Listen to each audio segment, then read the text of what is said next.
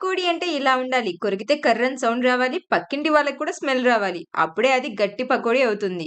వర్షం పడినా, కరెంట్ పోయినా, గెస్ట్‌లు ఇంటికొచ్చినా సరే మన తెలుగు వాళ్ళకి ఒకటే సొల్యూషన్.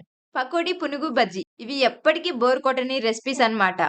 కాబట్టి ఈసారి పకోడీ కాకుండా గట్టి పకోడీ అయితే చేసి చూయిద్దాం. గట్టి పకోడీ అనేది టేస్ట్‌కి టేస్టు ఉంటుంది. అదే విధంగా ఒక 1 వీక్ కానీ, 10 డేస్ కానీ స్టోర్ చేసుకునే విధంగా కూడా ఉంటుంది. ఈ ఒక్క టిప్ ఫాలో అయితే చాలు మీ పకోడీ 100% గట్టి పకోడీగా వస్తుంది. చాలా మంది మిస్ అయ్యే సీక్రెట్ ఇది.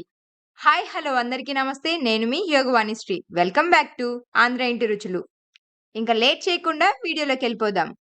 ముందుగా ఒక మిక్సింగ్ బౌల్ తీసుకొని దానిలోకి 2 కప్పుల శనగపిండిని, అదే విధంగా 1 కప్పు వరిపిండినైతే తీసుకోండి. వీటితో పాటు మీ రుచికి సరిపడా ఉప్పుని తీసుకోండి. నేనైతే 2 స్పూన్ల ఉప్పునైతే తీసుకుంటున్నాను. కాబట్టి మీరైతే మీ రుచికి సరిపడా అయితే తీసుకోండి. తరువాత 2 స్పూన్ల కారాన్నయితే యాడ్ చేస్తున్నాను. కారం కూడా మీ స్పైస్‌కి తగ్గట్టుగా అయితే తీసుకోండి. ఇప్పుడు హాఫ్ స్పూన్ బేకింగ్ సోడా తీసుకోండి. అలాగే 5, 6 పచ్చిమిర్చిని కట్ చేసి పీసెస్ అయితే యాడ్ చేయండి. 1 స్పూన్ జీలకర్ర, 1 స్పూన్ వామునైతే యాడ్ చేయండి. వాము, జీలకర్ర యాడ్ చేసేటప్పుడు ఏం చేయాలి అంటే బాగా అరిచేతిలో వేసుకొని నలిపిన తరువాత అయితే యాడ్ చేయండి. అప్పుడు జీలకర్ర, వాము ఫ్లేవర్ అయితే చక్కగా పకోడీకి పడుతుంది. కొంచెం కరివేపాకు, ఫ్రెష్‌గా దంచుకున్న అల్లం వెల్లుల్లి పేస్ట్‌ని 2 స్పూన్లు వరకు అయితే తీసుకోండి. ఇప్పుడు మన రెసిపీకి మెయిన్ ఇంగ్రీడియెంట్ అయిన ఆనియన్స్ అయితే లైన్‌లోకొచ్చాయి. వీటినైతే 6, 7 ఉల్లిపాయల్ని సన్నగా ఇలా పొడవుగా అయితే తరగండి. అదే విధంగా చక్కగా ఏ పీస్‌కి ఆ పీస్ సెపరేట్ అయ్యే విధంగా అన్ని ముక్కల్ని బాగా నలుపుకున్న తరువాత అయితే శనగపిండిలోకైతే యాడ్ చేయండి. అలాగా డైరెక్ట్‌గా వేస్తే ఏమవుతుందంటే ఉల్లిపాయలు పెద్ద పెద్ద ముక్కలుగానే ఉండిపోతాయి. అప్పుడు అంత మంచిగా పకోడీ రాదు. ఇలాగా అన్ని ముక్కల్ని సెపరేట్ చేసుకొని యాడ్ చేయడం వల్ల పకోడీ చక్కగా ఫ్రై అవ్వడమే కాకుండా ఆనియన్స్ అయితే ఈవెన్‌గా అయితే పకోడీలోకి మంచి టేస్ట్‌నిస్తాయి. ఇప్పుడు వాటర్ పోయకుండానే ఈ ఉల్లిపాయలు, పిండి, కారం, ఉప్పు ఇవన్నీ బాగా కలిసే విధంగా అయితే చేతితో కలుపుకోండి. వాటర్ అయితే ముందుగా అస్సలు యాడ్ చేయొద్దు. ముందు పిండి మొత్తాన్ని చక్కగా కలుపుకున్న తరువాతనే వాటర్ యాడ్ చేయండి. ఇలా పొడి పొడిగా అన్నీ చక్కగా కలిపిన తరువాత కొంచెం కొంచెం వాటర్ అయితే యాడ్ చేసుకుంటూ వీడియోలో చూయిస్తున్నట్లుగా అయితే కలుపుకోండి. ఇలా కలుపుకోవడానికి ది బెస్ట్ వే ఏంటంటే హ్యాండ్‌నైతే శుభ్రంగా కడిగి చేత్తోనే కలుపుకోండి. అలా గరిటెలతో, విస్కర్‌లతో కలిపితే చక్కగా రాదు. ఇలా చేతితో కలిపితేనే పకోడీ పిండి చాలా పర్ఫెక్ట్ టెక్స్చర్‌లో అయితే వస్తుంది.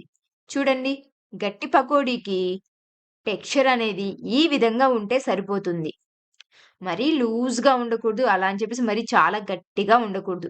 ఇలా వీడియోలో చూసినట్లుగా అయితే పిండి కలుపుకోండి. హాఫ్ అన్ అవర్ పాటు పిండి మీద మూత పెట్టుకొని ఒక పక్కనుంచండి. ఇప్పుడు గట్టి పకోడీని డీప్ ఫ్రై చేయడానికి చక్కగా స్టవ్ మీద ఒక పెద్ద బాండీ పెట్టుకొని, దానిలో డీప్ ఫ్రైకి సరిపడా ఆయిల్ యాడ్ చేసి, ఆయిల్ అయితే బాగా కాగనివ్వండి. ఆయిల్ అనేది ఎంత చక్కగా కాగితే పకోడీ టేస్ట్ గూడా అంత బావుంటుంది. ఆయిల్ హీట్ అవ్వకుండా పకోడీ వేస్తే పకోడీలనేవి ఆయిల్ అనేది పీల్చుకుంటాయి. కాబట్టి ఆయిల్ బాగా హీట్ అయిన తర్వాత పకోడీలనైతే వేసుకోండి.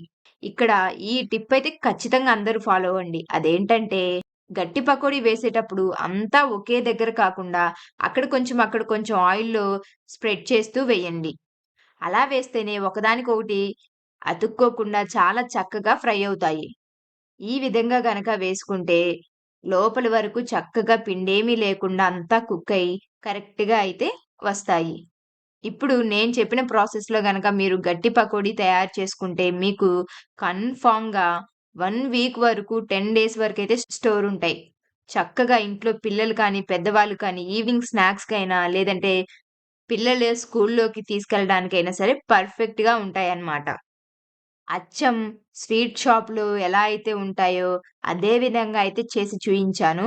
ఖచ్చితంగా మీరు కూడా చేసి మీకెలా వచ్చాయి కింద కామెంట్ సెక్షన్‌లో అయితే కామెంట్ చేయండి. అలాగే మీకింకేమైనా రెసిపీస్ కావాలన్నా కూడా కామెంట్ చేసి అడగండి. మన ఛానల్‌ని తప్పకుండా ప్రతి ఒక్కరు సబ్స్క్రైబ్ చేసుకొని, మీ ఫ్రెండ్స్ అండ్ ఫ్యామిలీకి షేర్ చేసి, మీ అందరి సపోర్ట్‌ని నాకు కొంచెం అందించండి. Thanks for watching.